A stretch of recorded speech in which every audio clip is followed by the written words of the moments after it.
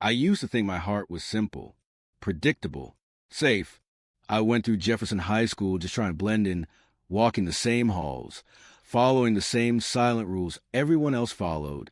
Nothing extraordinary ever happened to me until one friendship changed everything. My best friend kept telling me I needed to live more, feel more, take risks instead of hiding behind my own fears. He said I should start noticing people, really noticing them, because someone out there could change my entire life. I just didn't know he meant a man. And definitely not the most popular guy in school, the one who seemed untouchable, admired, surrounded by people with a confidence I could never imitate. He had that kind of smile that made a whole room fade, that kind of presence that made you look twice even when you tried not to. I never planned to feel anything for him. I never planned for one look to turn my whole chest inside out. I never planned for the guy everyone wanted to be the one who shook something awake inside me. But back then, I had no idea what it would cost. No idea how one unexpected feeling could turn into a storm. And definitely no idea what he would do once he found out the truth. Before we dive into this story, a story about courage, fear, friendship, desire, and the parts of ourselves we hide even from the people closest to us, make sure to subscribe to the channel. Here, you'll find stories that stay with you, stories that make you think, and maybe stories that feel a little too close to your own. I never understood why people said high school could shape your whole life. To me, Jefferson High was just a place you survived, a place where you kept your head down and hoped the world wouldn't notice you. I wasn't invisible, not exactly, but I was the kind of kid people remembered only when they needed a partner for a class project. Nothing more. My best friend, Ethan Miller, never accepted that. He was loud where I was quiet, bold where I hesitated, and confident in all the ways I pretended didn't matter. Ethan always said I lived like someone afraid of waking up their own shadow. "It wouldn't kill you to look people in the eye, Liam," he once told me, nudging my shoulder as we crossed the courtyard. "Maybe someone out there is exactly what you need." I rolled my eyes the same way I always did. "Someone like who?" He smirked. "Who knows? Maybe the universe has a surprise for you." At the time, I didn't know how literal that would become. It started on a quiet Tuesday morning in late September. The air was still warm, but fall was beginning to creep into the edges of everything. The breeze colder, the leaves on the far side of campus already turning orange. Ethan and I walked toward homeroom, and that was the moment I saw him. Logan Hayes. Even his name felt like something out of a movie. He was the kind of guy people talked about even when he wasn't around. Varsity baseball star, the face on half the homecoming posters, always surrounded by friends. The kind of boy who made teachers smile and students straighten their posture just because he walked by. He wasn't loud about his popularity. It just followed him naturally, like the sun follows morning. He stood near the lockers with his teammates, laughing at something, head tilted back slightly. The sound carried across the hallway, deep and warm. I hated how easily I noticed him. I hated even more how long my eyes stayed there. Ethan caught me staring. "Oh," he whispered, dragging the word out like it meant trouble. "Now this is interesting." I blinked and looked away. "What?" "I wasn't." "You were definitely staring," he said, grinning. "And don't even bother denying it. You look like you forgot how to breathe." I shoved him lightly. "Shut up." But he didn't. Ethan never let anything go. "You know," he continued, lowering his voice as we passed the group, "Logan is actually a nice guy. I had biology with him last year. That doesn't mean anything. He doesn't even know who I am." "Oh, he will," Ethan said, like it was a promise. Or a threat. I wasn't sure which. The day went on as usual. Same classes, same teachers, same predictable rhythm. But something felt different. Maybe it was because I couldn't stop replaying that moment in the hallway. Not the way Logan looked, but the way Ethan stared at me afterward, like he had just discovered something he'd been waiting for. During lunch, the cafeteria buzzed with noise like always. Ethan tapped his fingers against the table, glancing around the room in a calculated way. "What are you doing?" I asked. "Nothing," he answered quickly, too quickly. Then he added, "Actually something, but don't freak out." I didn't even have time to react before he stood up and walked away, straight toward Logan's table. My heart dropped so fast I felt dizzy. No, no, no. Ethan, what are you doing? I muttered under my breath as I watched him tap Logan on the shoulder. Logan looked up, greeted him with an easy smile, and suddenly they were talking like old friends. I felt the kind of panic you feel when a train starts moving and you're standing too close to the tracks. After a minute that felt like an hour, Ethan walked back toward me with the most evil grin. What did you say to him? I asked, my voice tight. Relax, he said, sliding back into his seat. I just told him we needed help with something. With what? I nearly choked. What does that even mean? I told him you needed some tutoring in English class, Ethan said, shrugging. He's great at essays. And he agreed. I froze. Completely. My fork slipped from my hand and clattered onto the tray. You what? Ethan leaned in, eyes full of mischief, but also something softer. Something that looked like belief.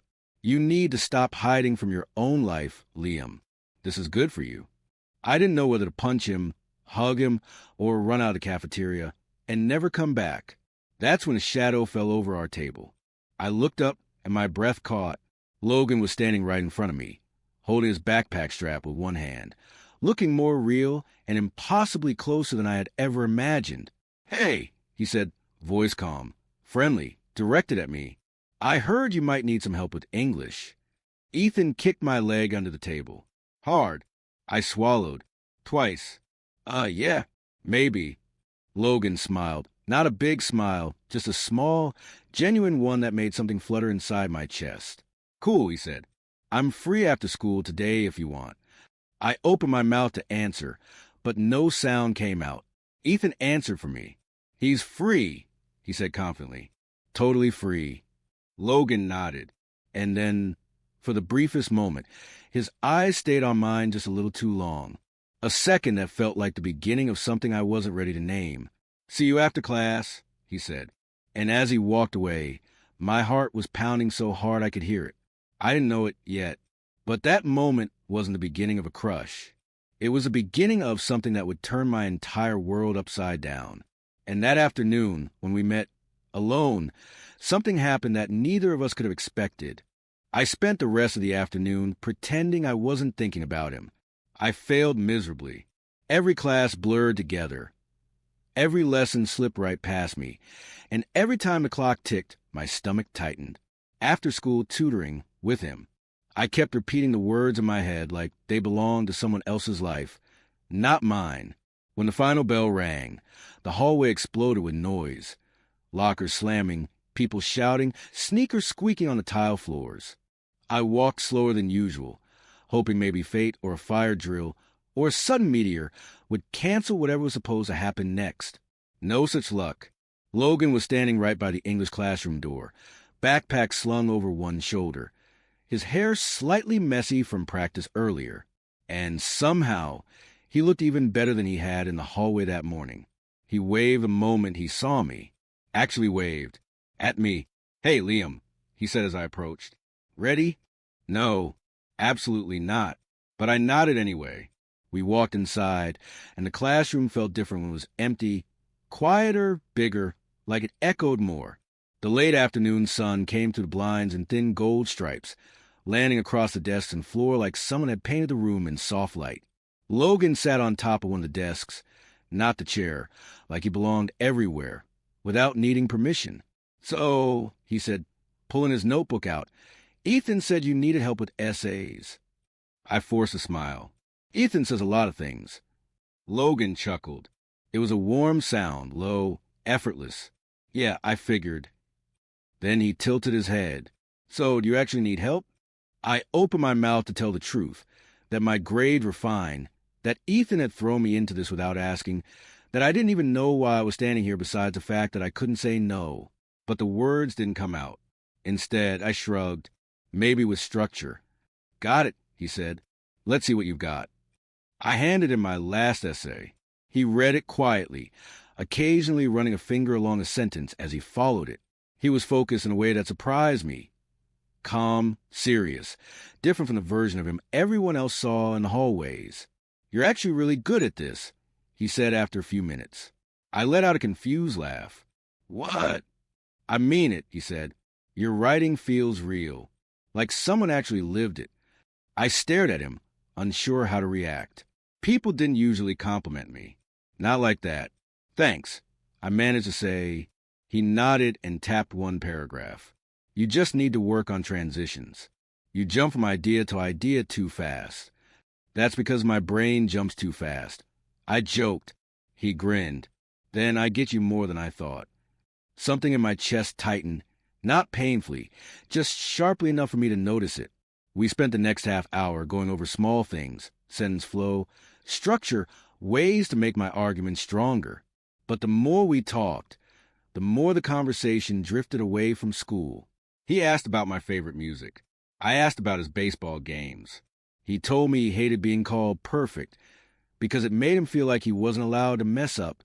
I told him I hated being ignored because it made me feel like I didn't exist. For a moment, it felt like we were just two people. Not popular and invisible. Not him and me. Just us. Then something strange happened. I was explaining why I struggled with introductions, and while I talked, he kept watching me, not in a distracted way, but like he was studying every expression, every pause. You do that thing, he said suddenly. I blinked. What thing? He pointed gently toward my mouth. You bite the inside of your cheek when you're thinking. You've done it 3 times already. My face warmed. I didn't realize. It's kinda... He stopped, hesitating for the first time. Kinda what? I asked. His eyes shifted, like he wasn't sure if he wanted to finish the sentence. Kinda cool, he said finally, like it helps you focus. My heartbeat did something ridiculous, then a tight pull followed by a warm rush that spread right through my ribs. Thanks, I said, but my voice sounded smaller than I meant. He looked away for a moment, tapping his pen against the notebook. The air suddenly different, heavier, quieter. So, he said, clearing his throat, do you want to keep going? Yeah, sure. But the mood had shifted, not in a bad way, just in a way that made it hard to breathe normally. When we finished, he packed his things, but he didn't stand up right away.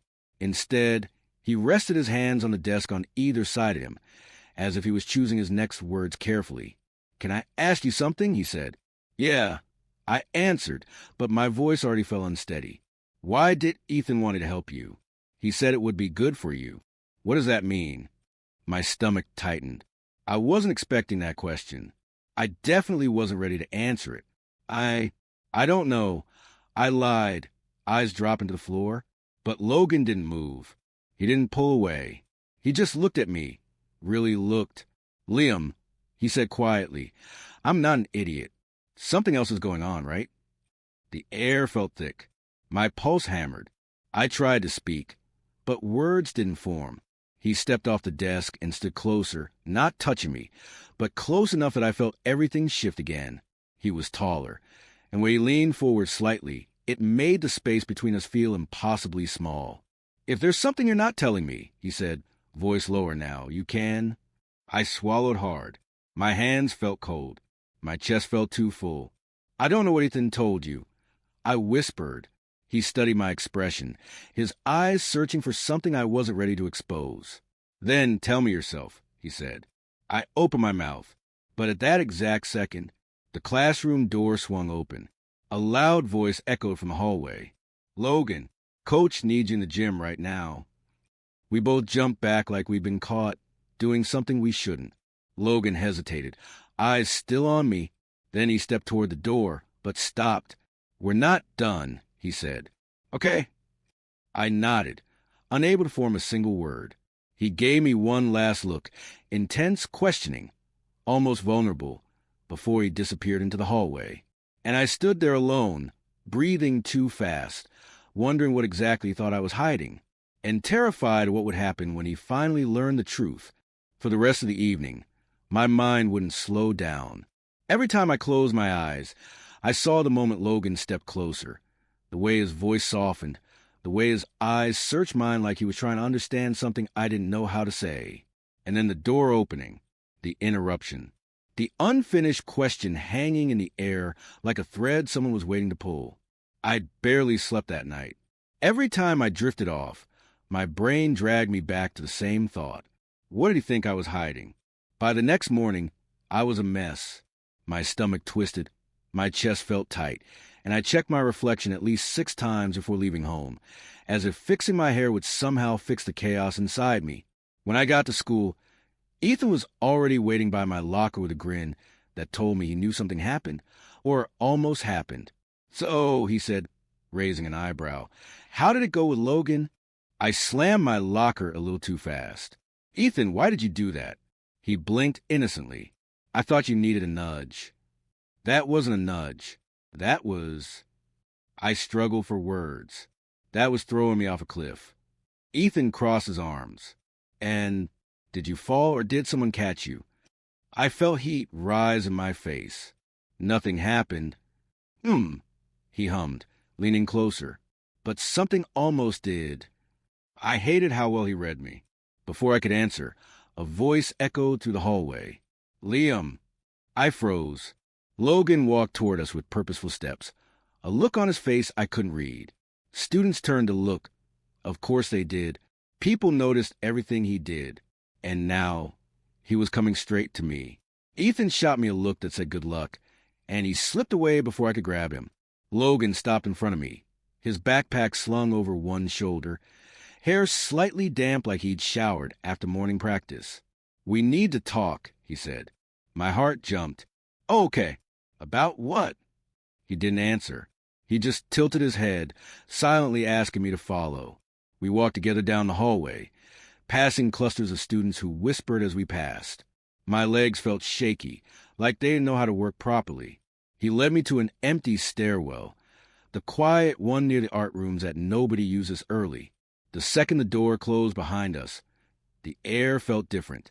"About yesterday," he said. I swallowed hard. "I figured." Logan ran his hand through his hair, like he was trying to organize his thoughts. "Look, I don't want to make this weird," he began, "but when I asked you what Ethan told me, you looked scared. Not nervous. Scared." I stared at the floor. "It wasn't about you." "Then what was it?"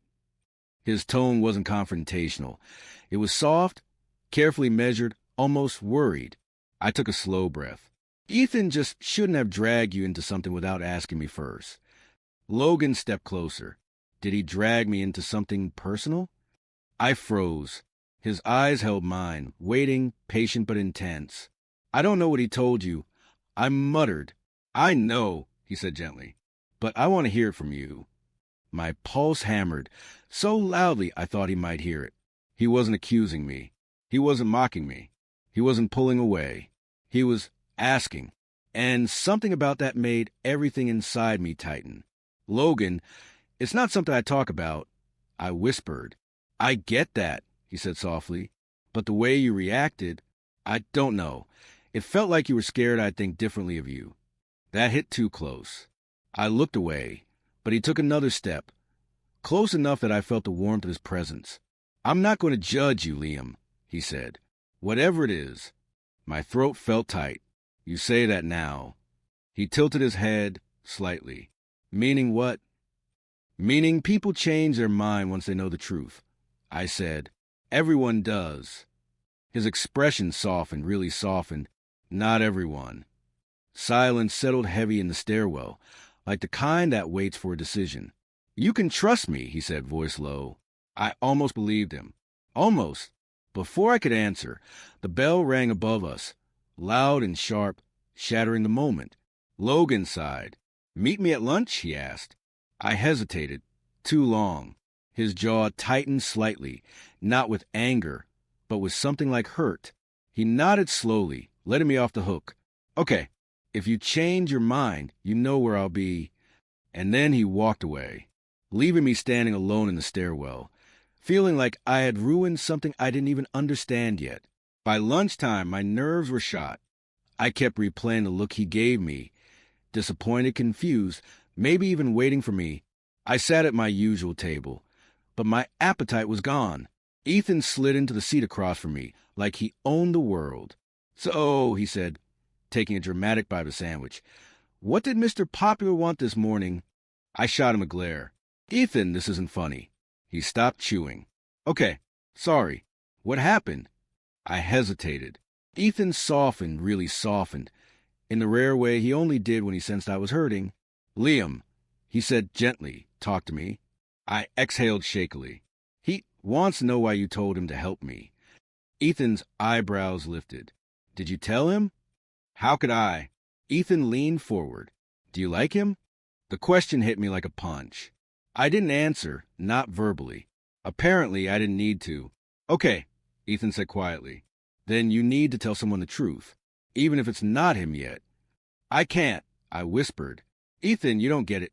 If he finds out, he won't freak out, Ethan said. He's not that guy. You don't know that. No, Ethan said, pointing at me. You don't know that. Before I could respond, Ethan's eyes flicked to something behind me.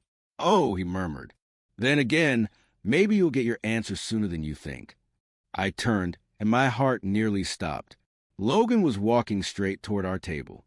Alone, focused, determined, he stopped right beside me, ignoring the dozens of eyes now staring. Liam, he said, can we talk? Ethan looked at me like go.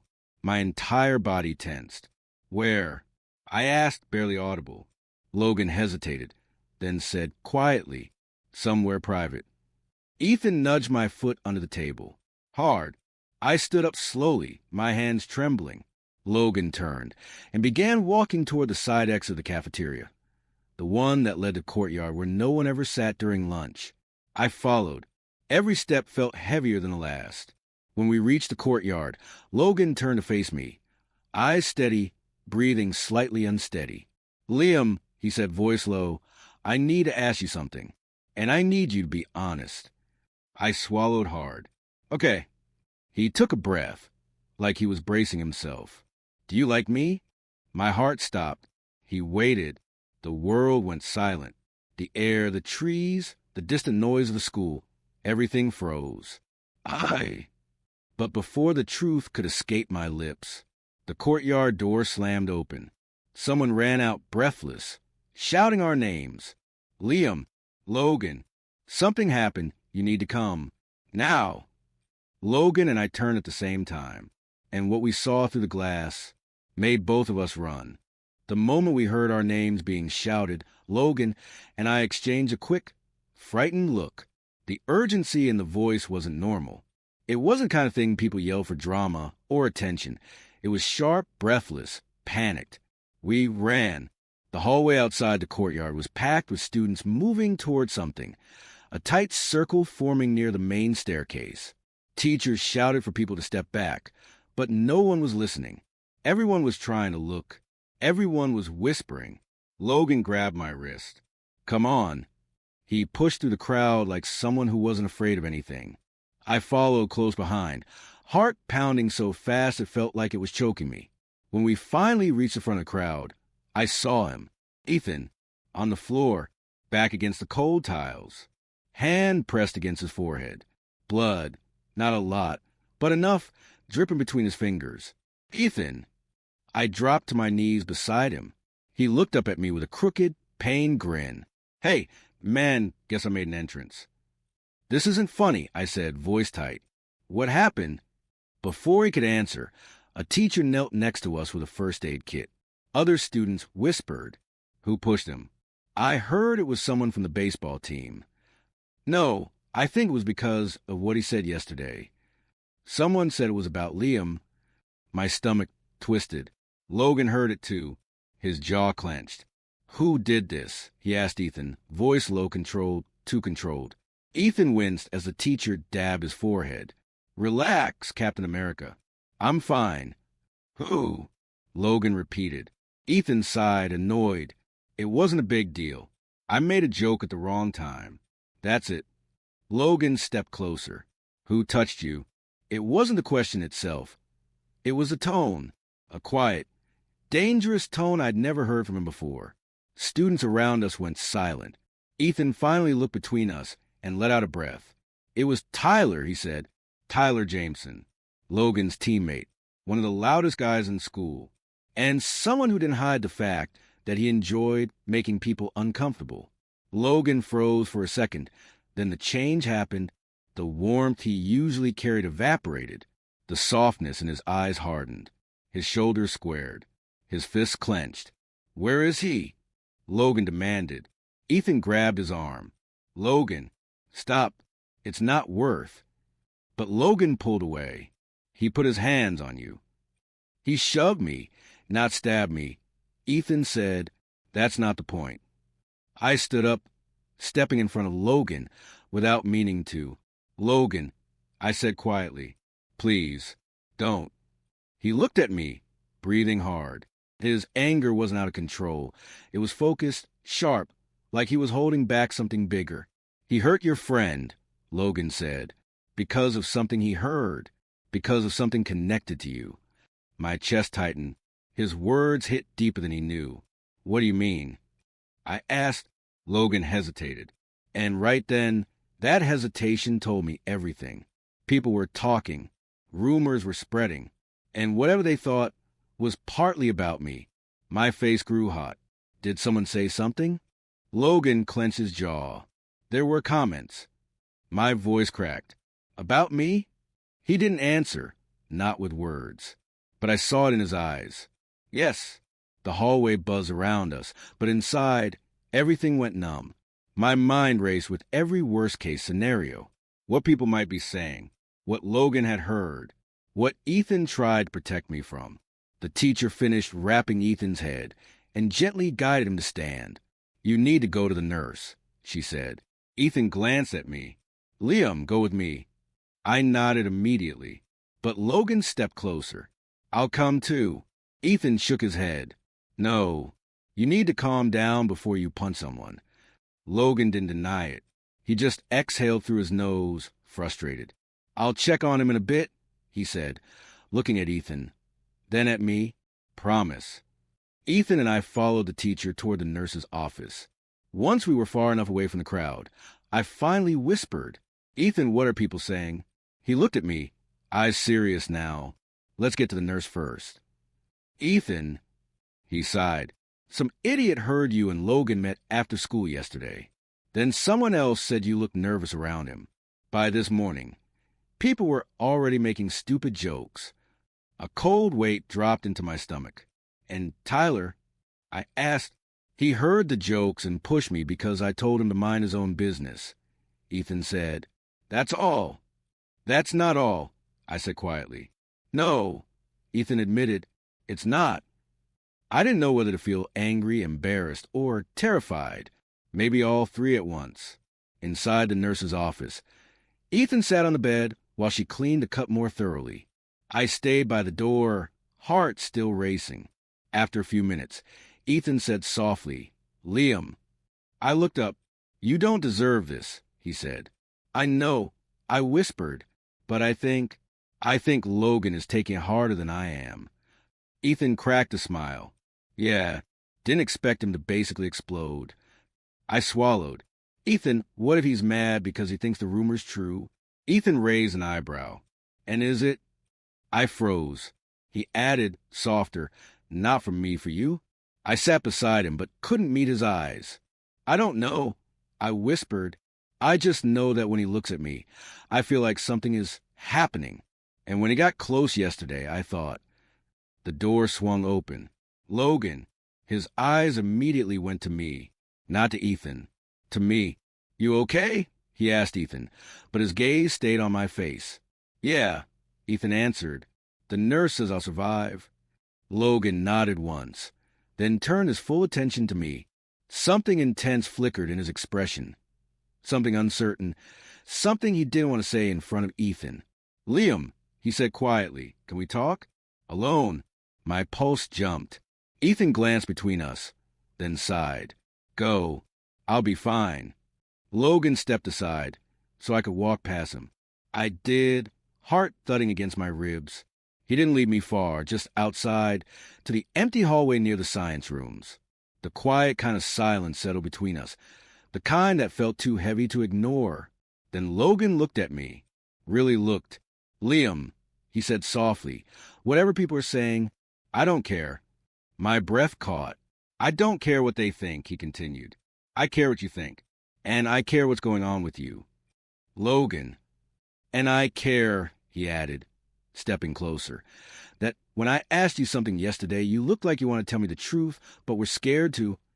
I felt my chest tighten again. He was too close, too honest, too everything. And now, he said, voice low, after today, I want to know even more. Silence.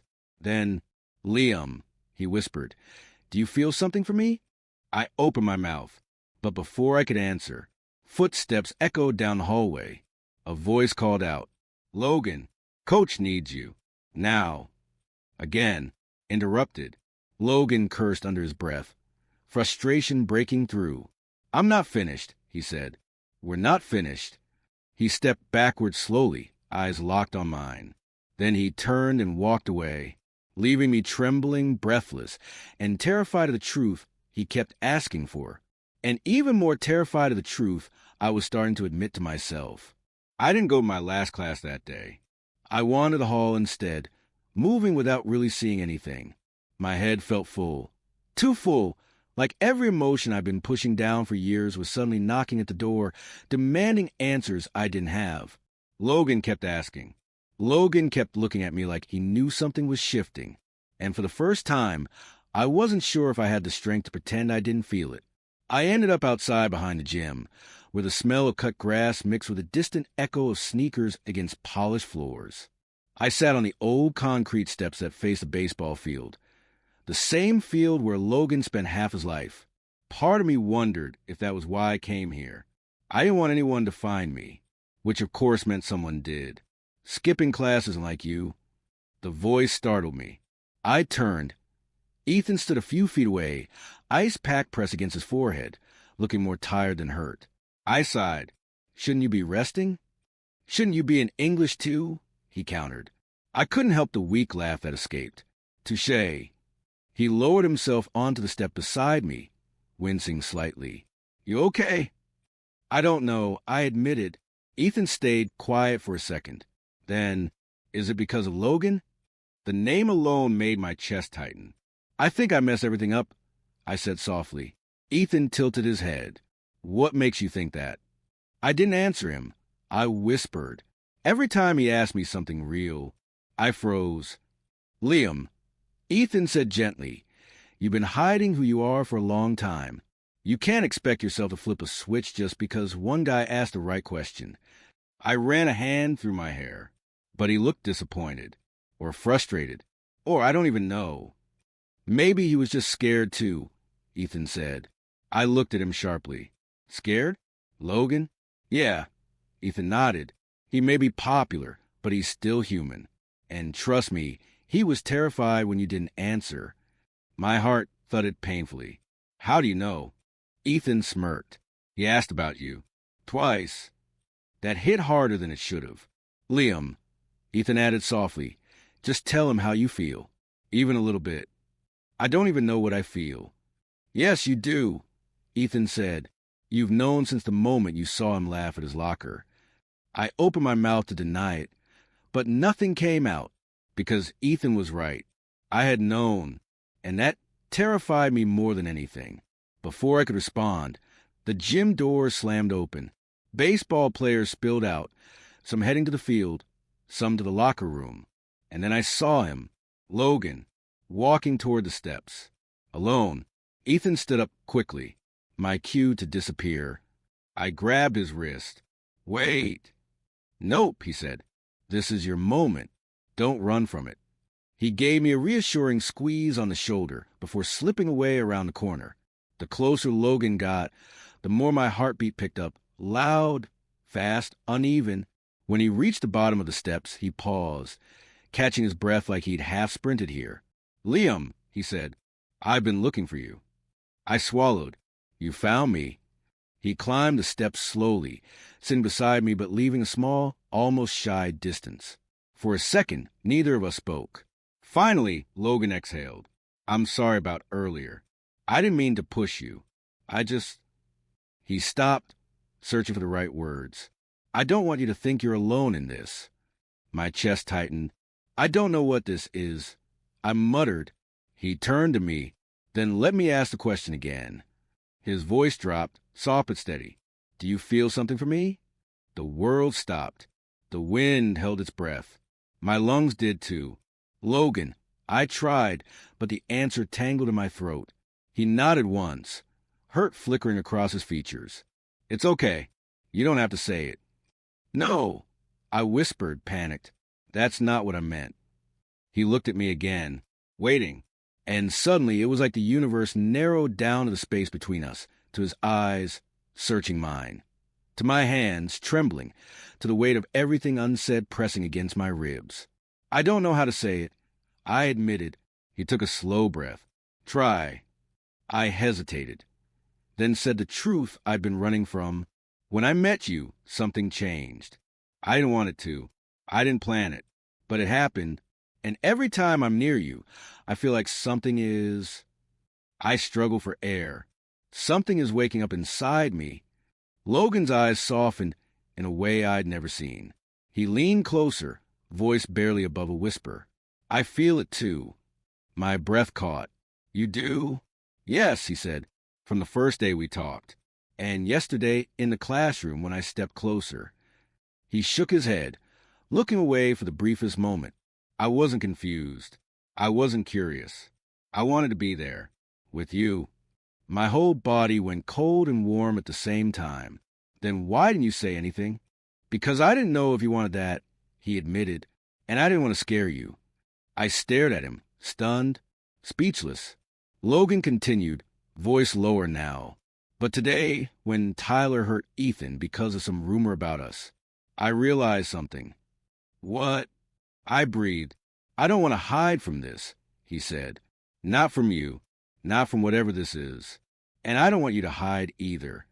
My heart raced so violently it felt like it might break. Logan, was all I could say. He lifted his hand slowly, not touching me, but close enough that I felt the heat of it. Liam, he whispered, if you want this, if you want me, I'm not going anywhere. I felt something inside me collapse, or maybe finally unlock. Everything I'd been scared of, every thought that kept me awake, every fear being exposed, all of it faded under the way he was looking at me. I opened my mouth to answer, to finally say the truth fully, clearly, without fear. But then, the baseball coach's voice boomed from across the field. Logan Hayes, get over here now. Logan closed his eyes, shoulders dropping with frustration. I'm going to lose my mind, he muttered. Then he stood. But listen, we're talking tonight. No more interruptions. Meet me after practice. Where? I asked. He gave me a small, private smile, the kind that made something flutter painfully in my chest. The bleachers, he said. Just us. He stepped backward, eyes locked on mine, then turned and jogged toward the field. I watched him go, heart pounding, breath shaking, everything inside me spiraling into something that felt terrifying and beautiful. Tonight, just us, no more interruptions. I didn't know it yet, but tonight was going to change everything. End of chapter 5. I counted the hours until sunset like my life depended on it. Every few minutes, I checked the time. Every time someone walked past me, I looked up hoping it was him. Every breath I took felt tight, shaky, like something big was coming. Something I wasn't sure I was ready for, but something I knew I wanted. When the final bell rang and the halls emptied into a wave of noise, I slipped out the side doors behind the gym. The sky was turning orange, the air cooling just enough to raise goosebumps on my arms. The baseball team was still practicing on the field, the sound of bats cracking echoing across the metal bleachers. I sat halfway up, where he told me to wait. Every minute felt like a lifetime. Then I heard footsteps climbing the steps. Logan, sweaty from practice, hair a little messy, still wearing his jersey, but somehow more real, more human, more him than I had ever seen. He stopped right in front of me, breathing heavily from the jog he must have done across the field just to get here faster. Hey, he said softly. Hey. He sat beside me, not too close, but not far either, just enough that the warmth of him reached me. He looked forward at the field, elbows resting on his knees, silence settling between us. Not awkward, not tense, just heavy with everything we'd left unfinished. Finally, he turned to me. "Can I ask again?" he said. My chest tightened. "Ask what?" "What this is," he said. "Between us." There it was, the question that had been chasing me for days. I took a slow breath. I don't know if I have the right words. He shook his head gently. "I'm not asking for perfect words. I just want the truth." I hesitated. Then, because this was a moment we had already been walking toward, I said it. "When you're around, it feels like the world goes quiet. And that scares me. And it makes me want more. And I don't know what that means. But I know you make me feel something I've never felt before." Logan's expression softened. Not surprised, not amused. Relieved. "Liam," he said quietly, "that's exactly how I feel." I swallowed. I didn't think someone like you would ever... Someone like me? He let out a breathless laugh. "You don't even know me yet." "I'm learning," I whispered. He smiled, small, genuine, the kind that warmed every part of me. He shifted, turning fully toward me, his knee brushing mine. Not by accident, gently, deliberately. "Can I ask you something else?" he said. "Yeah." "When people were saying things about us today, did any part of you wish they were right?" My breath hitched. I didn't look away. "Yes," I said, barely audible. "I did." Logan's eyes softened even more, and something warm flickered across his face. Something vulnerable. "Me too," he said. A quiet settled over us, the type that felt like standing on the edge of something enormous. "So what now?" I asked. Logan exhaled slowly. "Now, I want to know what you want. Not what people say. Not what they think. Just you. What I wanted. Nobody had asked me that before. And the truth was so frightening that it made my hands shake. I paused, swallowing hard. "I want to stop being scared of this. Of you. Of me." He nodded slowly. "Okay. And my voice caught. "I want to see where this goes." Logan leaned back slightly, searching my face like he needed to be sure I meant it. And then, softly, carefully, he moved closer. Not enough to touch. Enough to ask a silent question. "Can I?" he murmured. I nodded. He lifted his hand, slowly, like giving me a chance to pull away, and gently placed it against my cheek. His thumb brushed my skin, light as air, but strong enough to make my breath catch. "Liam," he whispered, "you're shaking." "I know." "Are you scared of me?" "No." My voice cracked. "I'm scared of how much I feel." He let out the softest exhale, almost a laugh, almost a sigh. "Yeah," he said. "Me too." And then he leaned in, slowly, until his forehead touched mine. We stayed like that for a long moment, breathing the same air, hearing each other's heartbeat, sharing something fragile and terrifying and unbelievably real. Then a whistle blew loudly from the field. The spell broke. Logan pulled back, frustrated but smiling. "Coach is going to kill me if I don't go." I smiled despite the pounding in my chest. "Go." He stood. But before he left, he looked down at me one last time, something bright and scared in his eyes. "We're not hiding," he said. "Not from each other." I nodded. "I don't want to hide anymore." "Good." He stepped backward slowly, like he didn't want to turn his back just yet. Then he finally jogged down the bleachers and headed toward the field. I watched him go, my heart full, terrified, hopeful, everything at once. And for the first time in my life, I didn't feel invisible. I felt seen. And I felt something I never expected to feel on a random Tuesday night behind the baseball field. I felt chosen. Love doesn't always appear the way we expect it. Sometimes it arrives quietly, in a classroom, on a staircase, on an empty bleacher after baseball practice. Sometimes it's the person we never thought would look back at us, until suddenly he does. And sometimes the scariest truth is the one we've been carrying all along. So ask yourself, who is the person you're afraid to be honest with? What feeling have you been trying to silence? And what might change if you finally let yourself be seen? If this story moved you, Don't forget to like the video, subscribe, and turn on notifications so you never miss the next story.